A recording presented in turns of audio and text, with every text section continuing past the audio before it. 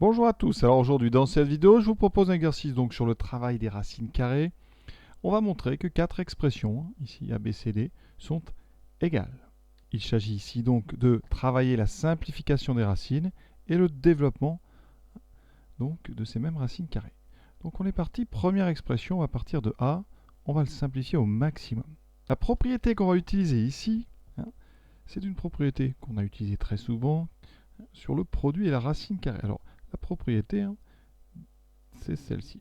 On prend A et B supérieur ou égaux à 0, et bien racine carrée de A fois B, c'est racine de A fois racine de B. Ça permet de séparer une racine carrée en deux racines carrées par multiplication.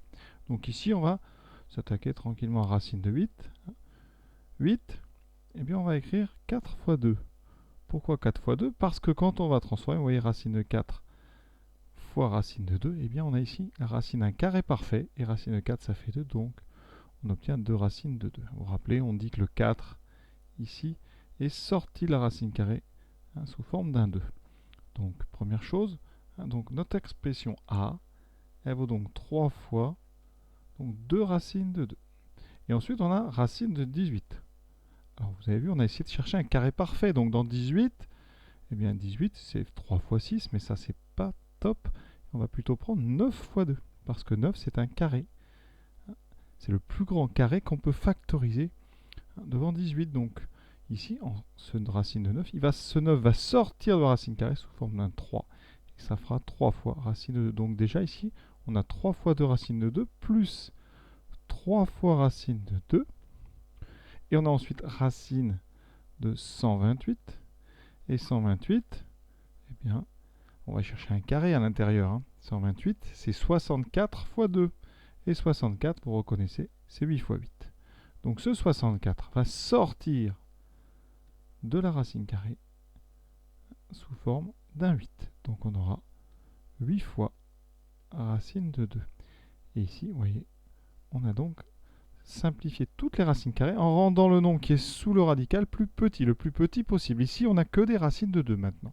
On va les regrouper ensemble. Donc là, 3 fois 2, ça fait 6 racines carrées de 2, plus 3 racines carrées de 2, moins 8 racines carrées de 2. On va donc regarder combien on a de racines de 2. Donc 6 et 3, 9. 9 moins 8, on a une racine de 2 qu'on écrit racine de 2. Donc le nombre A, il vaut racine de 2. Et maintenant, on va essayer de déterminer le nombre B plus simplement. Ici, c'est un travail de développement qui nous attend en utilisant la double distributivité. Donc, le 2 va être développé par racine de 2 puis par 1. Et ensuite, donc le moins racine de 2. Ça nous donnera 4 termes. 2 fois racine de 2, plus 2 fois 1, 2, moins racine de 2 fois racine de 2 qui vaut 2, moins racine de 2 fois 1 qui vaut moins racine de 2. On remarque quoi? Des racines de 2, j'en ai 2 ici, et moins une. D'accord? On a donc 2 racines de 2, moins une racine de 2. On a plus 2, moins 2, ça s'annule. Donc il nous reste 2 racines de 2, moins une racine de 2. Il nous reste donc une racine de 2, c'est-à-dire racine de 2. Et vous voyez qu'on vient de montrer que A est égal à racine de 2, qui est lui-même égal à B. Donc A est égal à B. Troisième expression, il s'agit ici du même travail, de la double distributivité. Donc on va faire tranquillement 2 racines de 2 fois racine de 3, puis 2 racines de 2 fois plus 2, ensuite moins racine de 6 fois racine de 3, et moins racine de 6 fois 2. Ça donne donc 4 termes. 2 racine de 2 fois racine de 3. Alors racine de 2 fois racine de 3, il faut prendre l'habitude. Quand on a ce produit, on écrit tout de suite racine de 6. On a le droit de regrouper quand on a des produits comme ça. Ça fait donc 2 racines de 6. Ensuite, 2 racines de 2 fois 2 fois plus 2, donc ça fait plus 2 fois 2, 4 racines de 2. Moins racine de 6 fois racine de 3, donc on a racine de 6 fois racine de 3, même propriété, on regroupe, ça fait racine de 18. Moins racine de 18. Et ensuite, moins racine de 6 fois plus 2, moins par plus, ça fait moins, et on a donc 2 racines de 6. On écrit toujours la racine carrée en dernier. Alors ici, ce qu'on peut remarquer, c'est qu'on a 2 racines de 2 et moins 2 racines de 2. Donc ces deux termes-là s'annulent. Et ensuite, on va travailler un petit peu racine de 18. On l'a déjà croisé plusieurs fois. 18, c'est 9 fois 2. donc le 9 va sortir de la racine, il a le droit, c'est un produit, il va sortir sous forme d'un 3. Et on obtient donc 4 racines carrées de 2 moins 3 racines carrées de 2. Et des racines de 2, on en a donc une. Et donc, on écrit racine de 2. Et donc, A est bien égal à B, qui est bien égal à C. Les trois valent racine carrée de 2.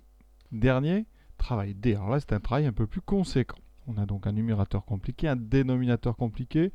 On s'attaque d'abord donc au numérateur. Donc, on va regarder racine de 54. Alors, 54, on va chercher un carré. Alors, 54, bon, c'est 2 fois 27. D'accord? Alors ici, sinon, c'est 4 fois... Alors, vous voyez, 27. Donc ça va faire... Alors, est-ce que c'est un multiple de 4? Non. Donc ça, on ne fait pas.